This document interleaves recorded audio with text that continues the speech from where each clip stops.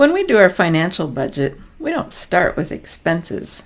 Wouldn't it be nice if we could just list everything we want to spend money on and then somehow make our income cover it all? But that only exists in a dream world. We have to start our budget based on our income because we need to know what we're going to have to work with. Then the expenses have to be adjusted so that they do not exceed the income available. And we have to leave margin for unexpected things.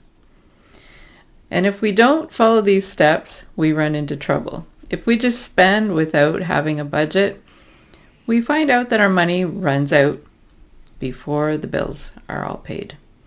And if we don't leave margin for unexpected things, well, it's Murphy's Law. They just show up. There's going to be a car repair, or there's going to be an increase in something we weren't expecting, and then we're going to be stuck.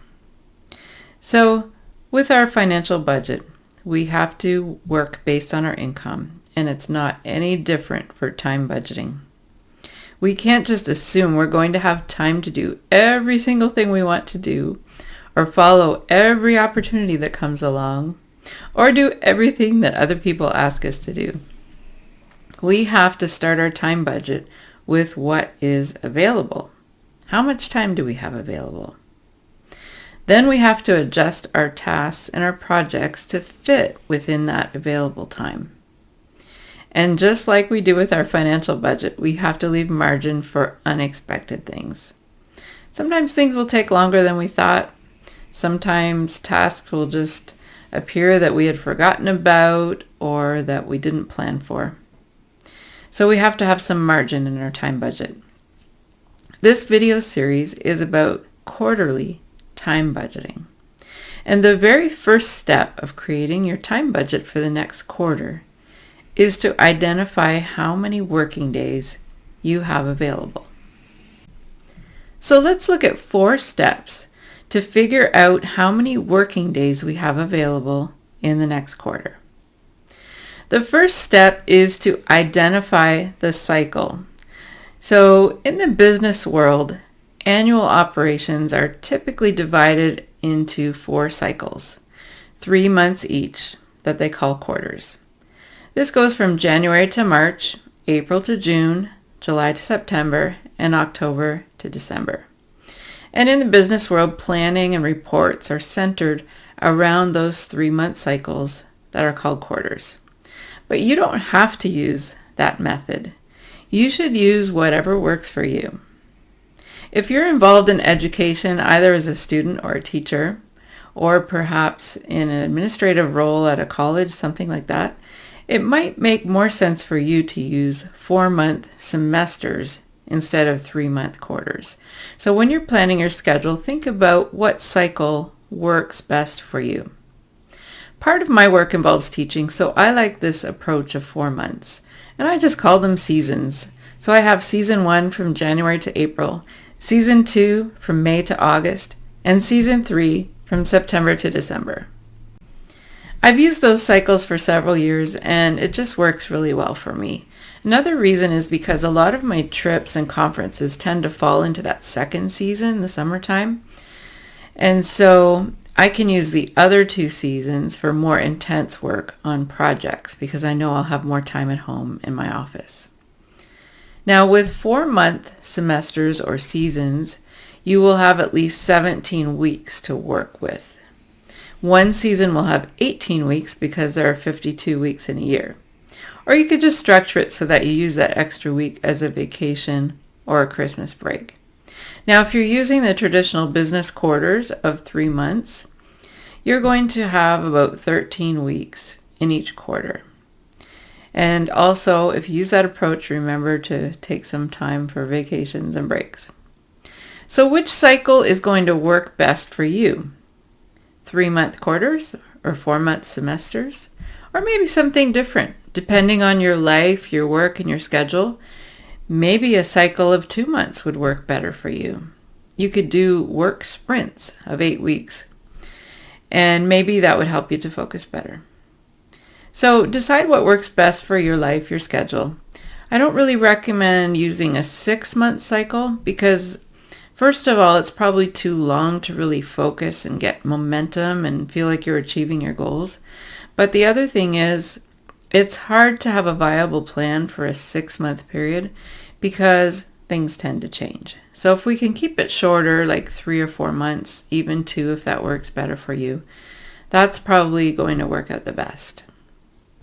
So after you've identified the cycle, the next step is to list the weeks in the cycle. Now you could do this just on a piece of paper or on a computer, or you could use a pre-printed planner.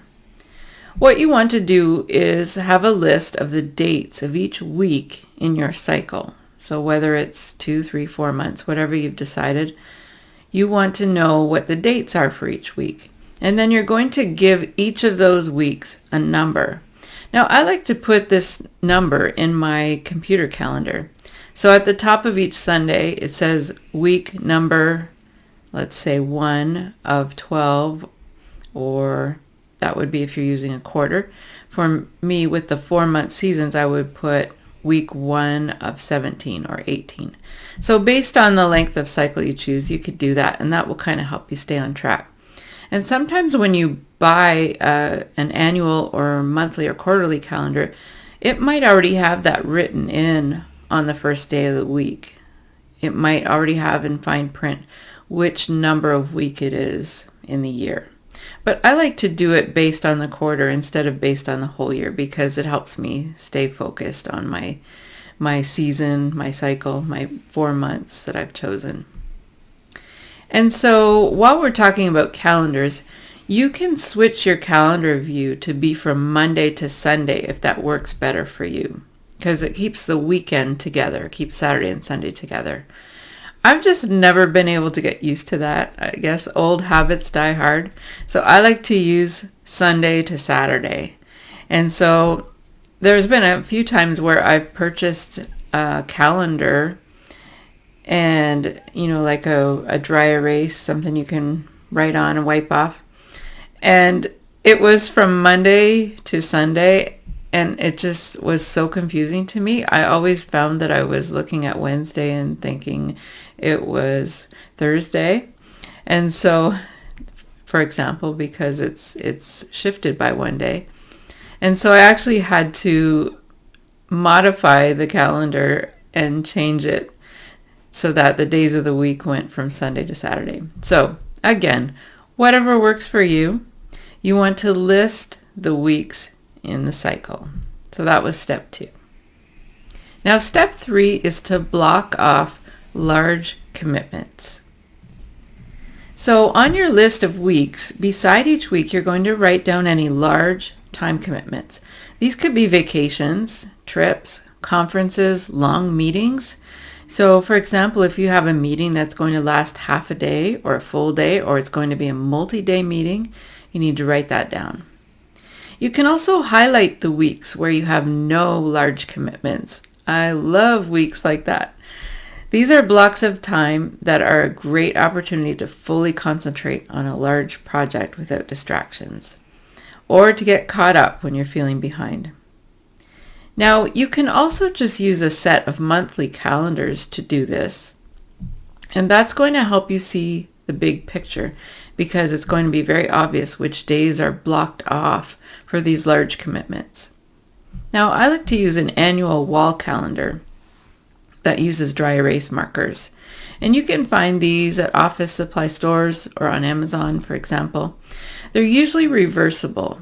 So if you get an annual wall calendar, usually one side is going to have 4 rows of 3-month quarters, if you're choosing quarters as your cycle.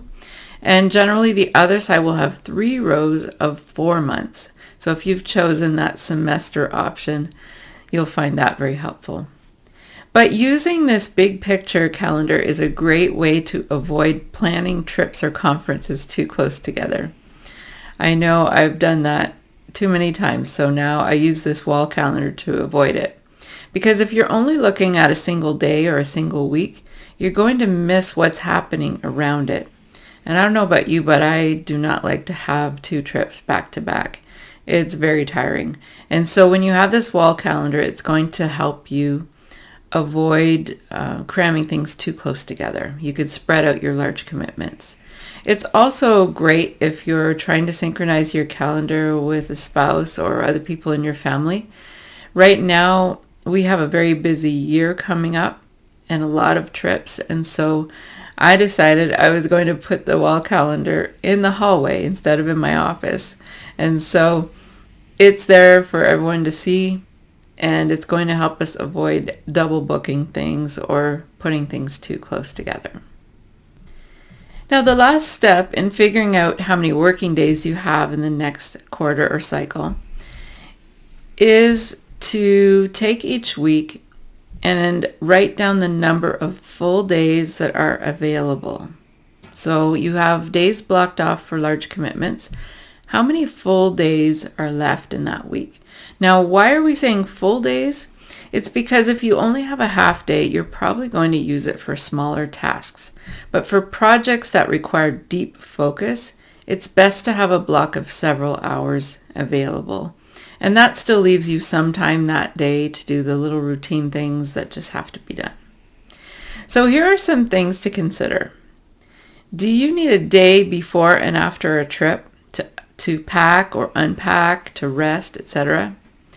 If you do, it's best to block it off right now. So when you're putting that trip in, block off those extra days before and after. And honestly, with the way flights are delayed so often now, you're probably going to need that buffer anyway. We just decided a couple years ago we are always going to fly in the day before a conference or meeting just to make sure we actually get there before it starts. So you might need to schedule that in. Also, consider holidays and special days. Now, if you work at home and you're your own boss, it's easy to forget about holidays. But if your friends and family are celebrating them, so let's say in Canada we have Victoria Day, usually the third weekend in May. That Monday is Victoria Day. If I forget to schedule that off and my family's planning something, then it's going to be a problem. So consider holidays. Also consider special days. Do you want to take a day off for your birthday, or for someone in your family for their birthday, for your anniversary? It's best to block that off ahead of time, and then you can take the day off without any guilt. Also, make sure you've scheduled a vacation at least once or twice during the year. So to finish up this part of your quarterly time budget, you're going to add up the full working days that you have in each week to get the total working days for the quarter. And you're going to use this information for the next step of finding a total of the number of working hours you'll have for projects in the next cycle or quarter. And we'll be looking at that in the next video. So we've looked at 4 steps to figure out how many working days you have available in the next quarter or cycle. First was identify the cycle. Is it going to be typical quarters of 3 months? Is it going to be semesters of 4 months or something else? Secondly, list the weeks in the cycle. And third, block off any large commitments. So meetings, trips, vacations, things like that, conferences. And then finally, count the number of working days. And you want to come up with a total of full working days that you have in the quarter. So I have a question for you. Have you ever approached quarterly planning this way? Feel free to comment below. Have you ever approached quarterly planning this way? Be sure to get your free quarterly time budget by clicking the link below in the comments. And stay tuned for more videos in the series about quarterly time budgeting.